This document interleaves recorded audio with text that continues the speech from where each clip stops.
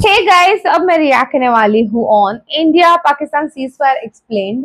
बंद नहीं हुआ operation Sindoor, Indian air force by RJ Raunak. पता नहीं क्या क्या हो सकता है, क्या क्या होगा, क्या क्या नहीं होगा।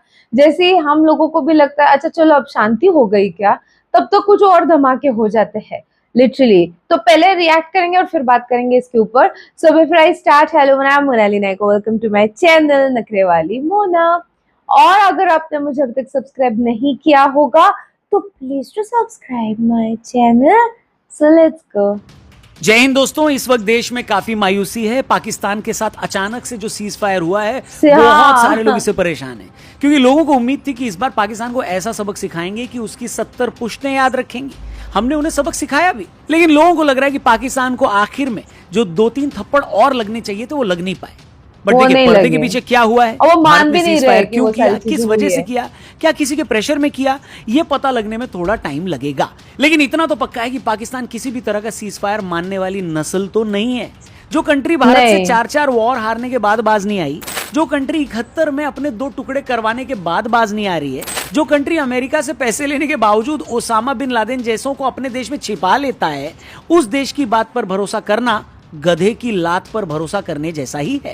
इसलिए लोगों का डर है कि इस बार भी पाकिस्तान मानेगा नहीं। कुछ दिन बाद वो फिर से भेजेगा, कश्मीर और बाकी जगह लोगों की जाने लेगा। 6 महीने बाद हमें फिर रियलाइज होगा कि इसके खिलाफ एक्शन लेने की जरूरत है, लेकिन 6 महीने में वो न जाने कितने लोगों की और जाने ले लेगा। इसीलिए जिस देश के मानना नहीं है, फैलाना उसका पेशा है, जिस देश की मौत पर स्टेट फ्यूनरल दिया जाता है, जिस देश की मिलिट्री के स्पोक्स पर्सन का बाप खुद यूएन है, जिस देश का रक्षा मंत्री खुद टीवी पर ये कबूल करता है कि उन लोगों ने 30 साल तैयार किए, उस देश के लिए ये मान लेना कि वो रातों रात सुधर जाएगा और नेकी के रास्ते पर चलने लगेगा, ये सरासर स्टुपिडिटी है। इसलिए अगर इस बार हमने उसको ऐसी चोट दी होती जिसको पूरी दुनिया देख पाती, उसके लोग देख पाते, जिससे उसकी आर्मी के हौसले टूट जाते, तो इस जन्म में ऐसी हरकत वो दोबारा नहीं करता, ऐसा हमारा मानना करेगा। अभी हुआ ये कि हमने उसके 9 ठिकानों पर हमले किए, उसके एयरबेस को भी टारगेट कर दिया, लेकिन इतने पर भी वो मानने को तैयार नहीं है। सिर्फ 2 दिन और भारतीय फौज को अगर खुली छूट मिल गई होती तो पाकिस्तान का बाजा बजा देना था हमने।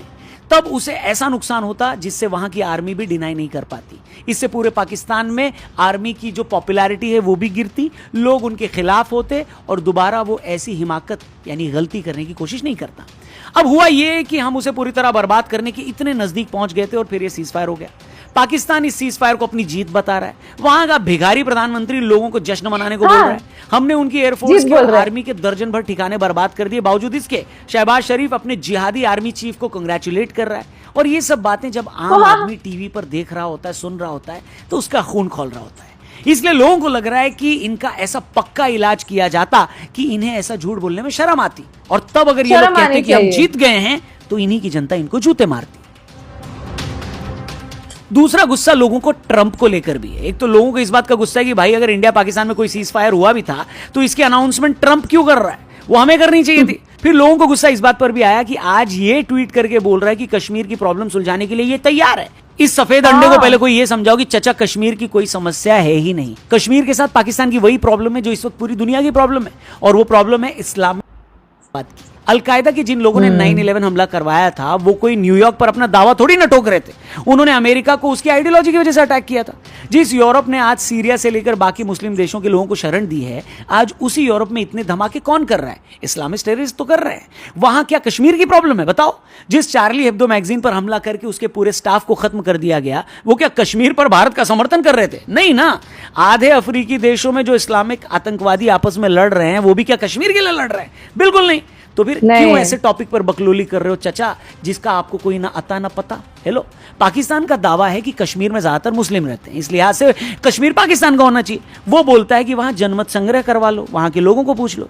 भारत का दावा है कि भैया हम एक सेक्युलर देश हैं, जब बाकी मुल्क में हिंदू और मुस्लिम एक साथ रह सकते हैं तो कश्मीर में भी रह सकते हैं। लेकिन ये बात पाकिस्तान को समझ में नहीं आती है, क्योंकि उसे भारत के साथ बस लड़ने का मौका चाहिए। और ट्रंप चचा, आप क्या कश्मीर की प्रॉब्लम हल करोगे? पहले तो कोई प्रॉब्लम है ही नहीं। आप तो बार बार ये कहते हो ना कि ये समस्या 1000 साल पुरानी है। 1947 में ही पाकिस्तान बना है, इससे पहले कश्मीर एक ही था, तो समस्या 1000 साल पुरानी कैसे हो गई? अब जिस आदमी को प्रॉब्लम की इतनी बेसिक जानकारी नहीं है वो इस प्रॉब्लम पर कुछ कैसे बोल सकता है? लेकिन वेस्ट की और अमेरिका की प्रॉब्लम पता है क्या है? तुम्हारा कुत्ता कुत्ता और हमारा कुत्ता टॉमी है। कौन है ये लोग? कहां से आते हैं ये ट्रंप जो आज भारत में शांति बनाए रखने की नसीहत दे रहे हैं ना, उनसे पहले कोई ये पूछे कि चाचा 9/11 पर हमला हुआ था तब अमेरिका ने कौन सा संयम दिखा दिया था? अमेरिका ने तो तब पूरे के पूरे अफगानिस्तान को ही बर्बाद कर दिया। आप वहां 20 सालों तक बैठे रहे और तो और आपने तक यूएन के मना करने के बावजूद इराक पर भी हमला कर दिया, क्योंकि आपको लगता था कि इराक में केमिकल वेपन्स है। पूरा इराक आपने छान मारा, कोई केमिकल वेपन नहीं मिला। सद्दाम हुसैन को फांसी पर लटका दिया, पूरा इराक बर्बाद कर दिया। क्यों? क्योंकि आपको 9/11 में मारे गए अपने लोगों का बदला लेना था। मतलब जब खुद पर हमला हुआ तब आपको समझ में आया था कि इस्लाम कितना बड़ा खतरा है, और उस खतरे से निपटने के लिए आपने 2 देश ही बर्बाद कर दिए। और जब हिंदुस्तान बोल रहा है कि वो कैसे छोड़ दें जो हमारे देश में लोगों से धर्म पूछकर मार रहे हैं, तब तुम बोल रहे हो कि संयम रखो। क्यों रखें भैया? जो अमेरिका सीज फायर करवा भी रहा है, क्या वो हमें लिख कर देगा कि अगर दोबारा पाकिस्तान की ने हमला किया तो क्या तब वो भारत के साथ मिलकर पाकिस्तान को सबक सिखाएगा? और जब तुम पाकिस्तान की कोई गारंटी नहीं ले सकते, हमारे एक्शन में अड़ंगे डाल रहे हो, तो फिर तुम काहे के सरपंच भैया? तुम भी तो वैसे ही दोगले हो जैसे अमेरिका के बाकी हुक्मरान रहे हैं दोगले। दोस्तों, अब इस सवाल पर आ जाते हैं कि हमें ऑपरेशन सिंदूर से मिला क्या? तो मेरा जवाब है बहुत कुछ मिला।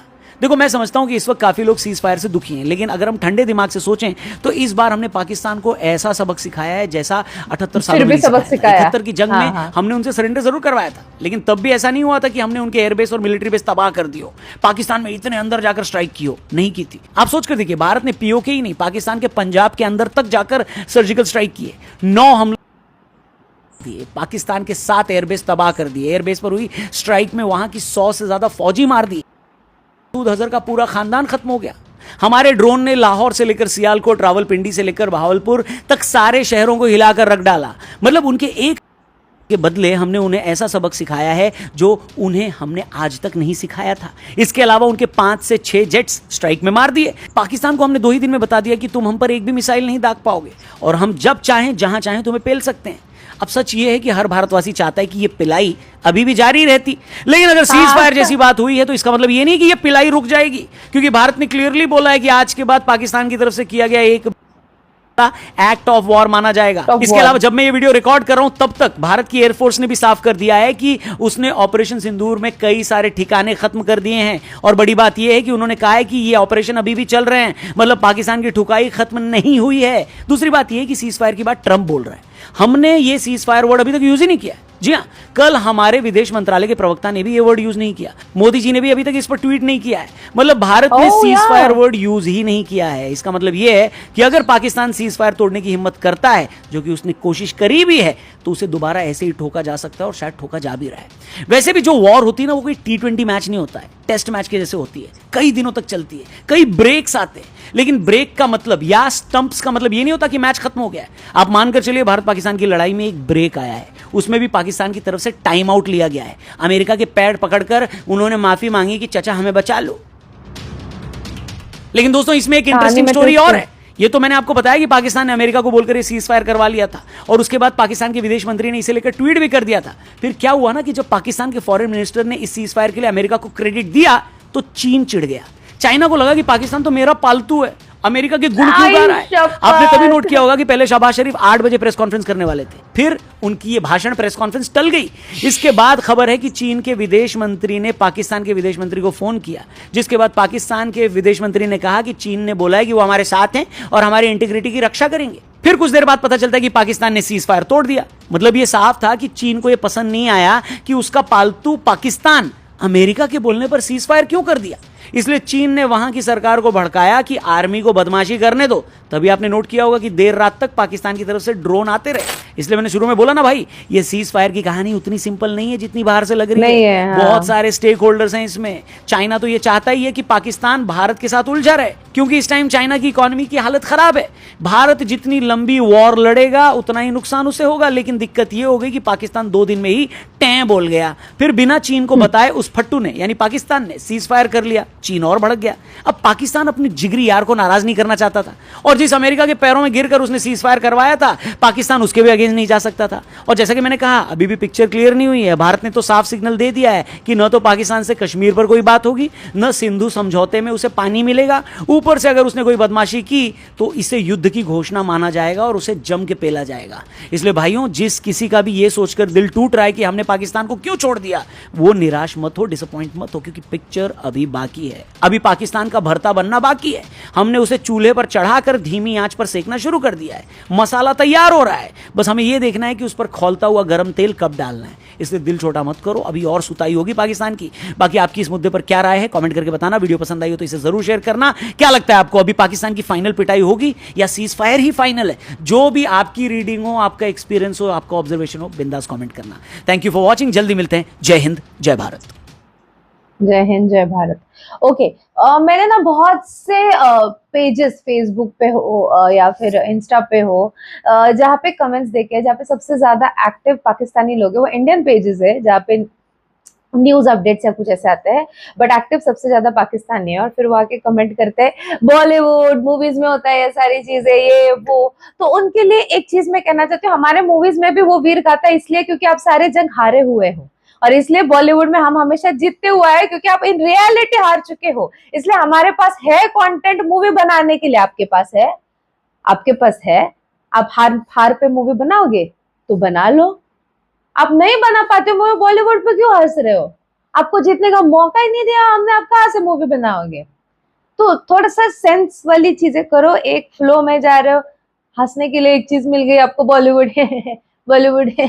मतलब इतने टाइम से हम लोग सब कर रहे हैं, मिसाइल विसाइल सब कुछ चालू है, और आपको कुछ भी नुकसान नहीं हुआ।